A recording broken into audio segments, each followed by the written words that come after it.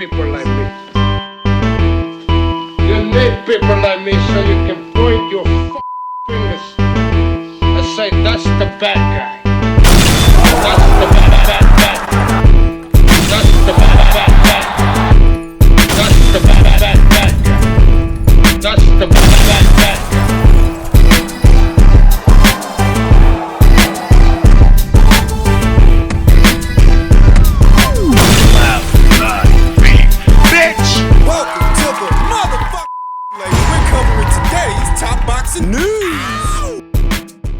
Okay, we'll start with this. Word on the street is Skye Nicolson versus Miyo Yoshida reschedule is set to be announced tomorrow. Remember that they were supposed to have fought on the undercard of this weekend's fight, but Skye Nicolson suffered some kind of an injury, and so they had to move it. But they've gotten it done, and it'll go down before this year is out. No surprises there. Skye's gonna win. There's no reason to believe that she won't. Miyo Yoshida is some years older than Skye Nicolson and much slower on her feet than Skye, so even if she has the volume punching and aggression for the job, being able to get to Skye, that's gotta come first, otherwise the volume doesn't even come into it. Miyo Yoshida used to fight as low as 115 pounds, where she reigned as a champion and a champion briefly at 118, now competing at 122 and up there in age. I ain't seen the fighters side by side yet, but I think Skye's gonna be a little bit taller and a little bit longer, which lends itself to her long distance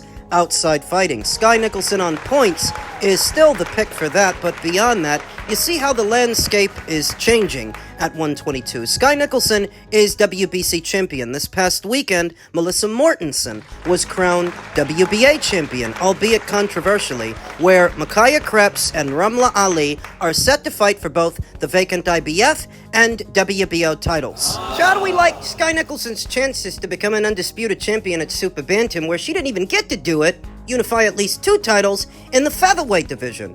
And it's a luxury, really, campaigning in a populated division as opposed to fighting in an empty one where you're just picking up vacant titles that are lying around. There's not a lot of prestige in that. It'll look good on paper that you were undisputed X amount of times, but it doesn't actually generate excitement, and a lack of excitement doesn't generate money. This is prize fighting after all, and there is some emphasis on the prizes. For Skye Nicolson to become undisputed, she's gonna have to go through some people. Curious that Matchroom just decided to pawn her off on MVP the way that they did when they've got that Foxtel deal in Australia to do a number of shows down there annually. They could have used her as the centerpiece for those shows, and instead, they've handed her over to MVP. She's their problem now, and you don't expect that to be the official statement or read it on the header. They're calling it a quote-unquote co-promotion, but how involved is Matchroom in Skye Nicolson's next fight? And how involved are they gonna be moving forward in what is set to be her undisputed run? Beyond the Yoshida fight, I expect her to win. An interesting character in this mix is actually Melissa Mortensen, who fought this weekend, though perhaps that was not the best advertisement for her abilities as a boxer, since most people think she lost, myself included. But outside of fighting a come-forward, durable pressure fighter like Mayeli Flores, how would she fare against Skye? It's a really different fight. Against Mayeli Flores, Melissa decided to backpedal, move and punch, whereas against Skye, in all likelihood, she'd be the aggressor. She'd be the one coming forward, having very good physical dimensions for a super bantamweight. She's got very good height, very good length. That's ring coverage. The amount of ground a fighter can cover based on their physical dimensions. For an outboxer, fighting somebody who's at least eye level, it might be a bit more difficult to play keep away. Like it was for Skye when she fought Tiara Brown, who's eye level to her. I haven't seen them side by side yet, but Melissa looks tall for 122 pounds, to where she might be at least eye level or better against Skye Nicolson. She can punch a bit too. She's got a mean streak. Like I said, in that fight, Melissa will likely be the one coming forward and pressing the issue. Fight between them in the coming calendar year seems all but an eventuality because they're both champions at the same weight. You want to create a stir, you go after each other. What the fuck else is there to do? And if Skye doesn't go after Melissa, Melissa is still sure to go after her, because Skye Nicolson is the most recognizable fighter at this weight. That doesn't mean she's the best fighter, but she is the most popular, the most recognizable, so that does make her a slightly bigger target than somebody else, than, say, the winner of Krebs versus Ali that I anticipate is going to be Micaiah Krebs. which we'll talk about in another video. Based on what I know about Melissa Mortensen, she can punch, and she's normally very aggressive, has similar physical dimensions to Skye Nicolson, and she's durable enough at least to go the distance with Mayeli Flores, who's a lot more aggressive than Skye. This could turn out to be a difficult fight for Skye, I think.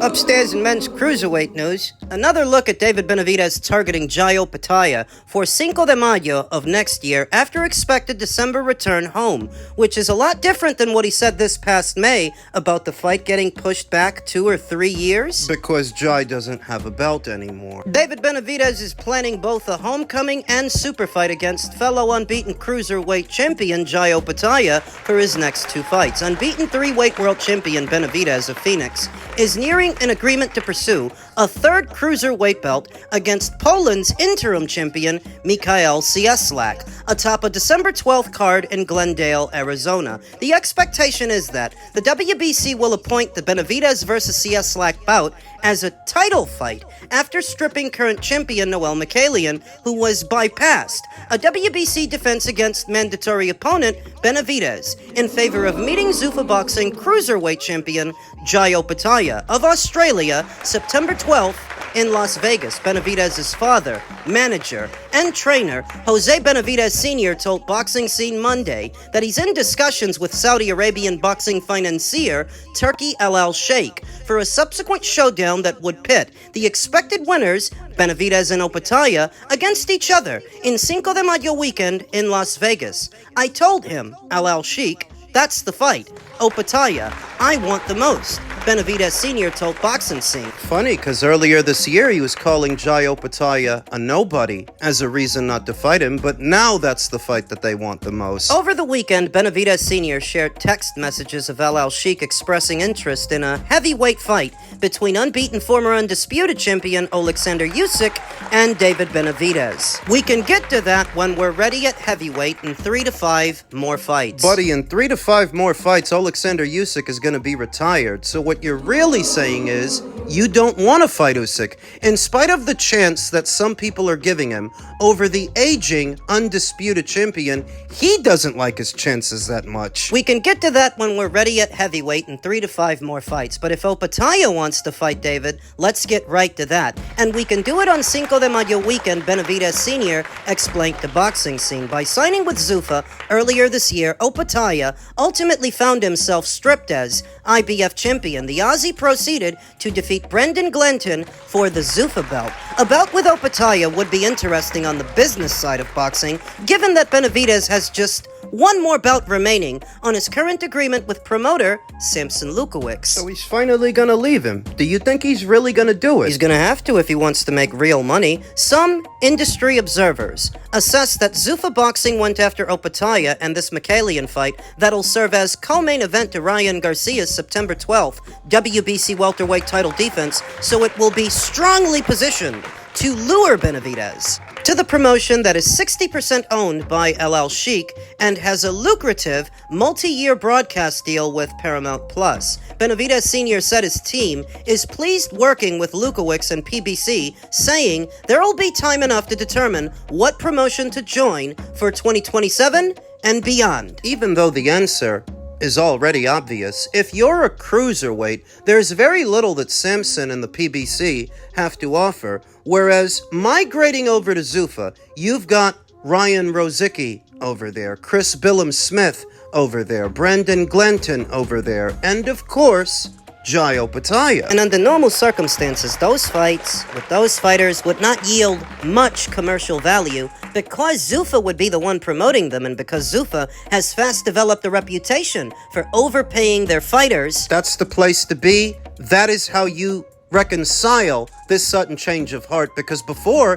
David was the one saying he's not going to go to Paramount. He's not going to go to Zuffa. Now, He's considering it. It's definitely a change of heart, highlighted by Drew, friend of the channel, who said, laughing my ass off, he wants that Zuffa bag now. Will make an excuse and make it about Canelo ducking him. Is that Jerry? Oh my god, it is. He's even stalking other people's posts about David Benavidez. Then again, Drew did mention my name. It's always me he wants to come after, leaving numerous comments under my videos, but never responding to anyone else who calls him out. He said, at this point, this isn't even about boxing anymore. Some of you need a hug. Let's just pick this back up when Opetaia is getting picked back up off the canvas. Well, they didn't need to pick Caleb Plant off the canvas.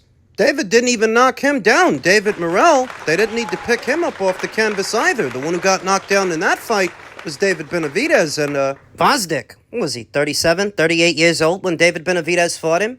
And they didn't need to pick him up off the canvas either, so when you talk about them having to do that with Jai, it's a little hard to imagine. we did beat the shit out of Zerto. I know. And that's why he was in such a rush to fight him. All of his previous experience sparring that fighter for so many rounds, so many years ago, he knew exactly who he was signing up for. But he ain't got no sparring experience with Jai. He doesn't have that to draw from. It's an entirely different situation, though. You can't tell Jerry that. At this point, his incoherent babble is just his way of pouting that this fight might actually happen. Because for David, it needs to. You're not going to get the big money at Cruiser any other way. The Canelo fight, that ship has sailed. Dimitri and Artur, that ain't gonna happen either. He left the division after only 3 fights. How could it? That ship has sailed. Whereas Jai is your only out to get at the big money, and the virtue of Zuffa Boxing being at the helm of the promotion as opposed to the traditional promoters is the traditional ones want to charge you pay-per-view to see this guy, to watch him fight Cieslak. Ridiculous. Whereas on Paramount, in all likelihood, a fight between him and Jai would not be a pay-per-view. It would be made available to all 79 million of their subscribers, and that is what boxing needs to go back to. I don't know that Zuffa Boxing is going to be boxing's salvation, that they have the answer to all of this industry's woes, but they do have the right idea there. These constant paywalls fights are happening behind are only shrinking the audience that watches this sport. On the Zuffa side of things, on Paramount, you could provide a very big stage for a lot of Americans to see this fight and the money to make it happen. Now, granted, that's only because Turkey El Sheikh is willing to overspend, but maybe that will help kickstart the engine that gets people in America interested in boxing again, because he already tried it with the traditional promoters, and maybe he saw it wasn't working. It's just not drawing enough eyes to these events, so now he's doing something different. With someone different. And finally, in men's heavyweight news, Rick Glacier continues to chime into a situation that really doesn't involve him regarding Anthony Joshua, Tyson Fury, the fight being in New York, and Eddie Hearn supposedly being the obstructionist. Rick said, "Hello, Turkey El Sheikh. You have a great event in the deep planning stage for November 20th on Netflix at the Mecca of Boxing, Madison Square Garden, New York. And as you know, Eddie Hearn is attempting to undermine your great event. Whatever Hearn's reasons may be, personal gain or other motives, it's causing havoc in boxing circles and the sporting public, especially with Hearn saying on videos, 'I don't care who this upsets,' as he mouths off." Is he tattling on Eddie Hearn? That's what it looks like. Rick Glacier, who presumes to be a boxing insider, and I'm not saying that he isn't, but you know, scrubbing toilets at the Warner Brothers studio doesn't make you an Oscar-winning director, does it? And being a boxing insider, quote-unquote, doesn't make Rick the most well-informed on this matter. So what's his skin in it? He just wants to keep talking shit about Eddie.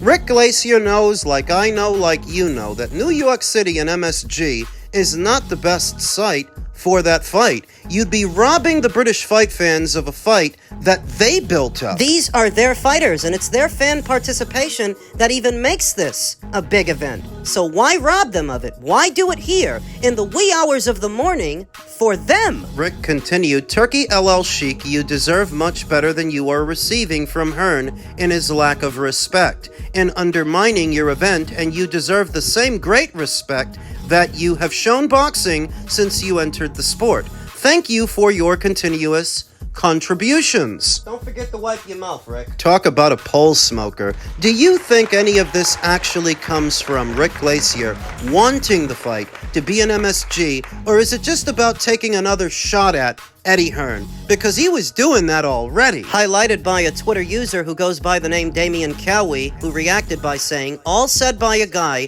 who doesn't know what the contract says. I watched you in an interview essentially say you don't know what the Saudis are contractually committed to in their contract with AJ, so you adopt a strange position as an uninformed person. It's not strange when you know the pattern with Rick Glacier, that he's always trying to find ways to talk down Eddie Hearn, when Eddie Hearn operates at a much higher level than you do, no matter what it is you do on the inside. That nebulous title that doesn't really explain what it is that Rick Glacier actually does. Whatever he does, he's not doing it at the level of Eddie Hearn and Matchroom. Flipping burgers at Wendy's is not the same thing as being a 4-star chef, like being a boxing insider in boxing. Just being that doesn't make you as successful as an Eddie Hearn, or as well-informed as you need to be to take a hard-line stance on this, but you have all sorts of uninformed individuals taking a hard-line stance with their ulterior motives. It's not just Rick Glacier, it's also Gareth A. Davies, The dime store Ozzy Osbourne. whose sentiments on the matter Eddie Hearn recently addressed. You have to have a set of balls on you. I see people like Gareth A. Davies go, yeah, Eddie, yeah, stop holding things up and just sign the contract. By the way, he thinks it's because you guys want a fight, with another fight in between that fight. What is he talking about? He's never even spoken to me. We don't want enough. We just fought Prenger. Joshua went down 2 times. Right? My arsehole went through the seat. Do you think we want another fight? We don't need another fight. We need what we signed for. We have got absolutely no interest in any other fight other than the fight that we are legally bound to do next, which is Tyson Fury. I think that's the most valid point that Eddie Hearn made, and the most honest. Gareth A. Davies thinks they want to swerve the Fury fight to fight somebody else when Anthony Joshua just suffered a sizable scare against a massive underdog. All the money they stood to make with Fury could have been flushed down the drain in one fell swoop. So why would they be the ones delaying it any longer? Why would they want to fight somebody else? At this point, Anthony doesn't have a lot left to give the sport of boxing. This is the ideal scenario. Cashing out with Tyson Fury, then potentially walking away after that. In what is this bona fide case of he said, she said, the reason you might need to believe Eddie Hearn over what else is out there is that if the Saudis and Netflix had it in writing that the fight is going to be wherever they want it to be, well, then there would be no holdup. They would just move forward with the event, and Eddie Hearn would have to suck it up. But that's not what's going on. What Eddie Hearn is saying, what he's been saying, is they signed on for a fight in the UK, and that's what they want. What they signed up for. So what the hell is supposed to be wrong with that perspective? That's where the fight should happen anyway.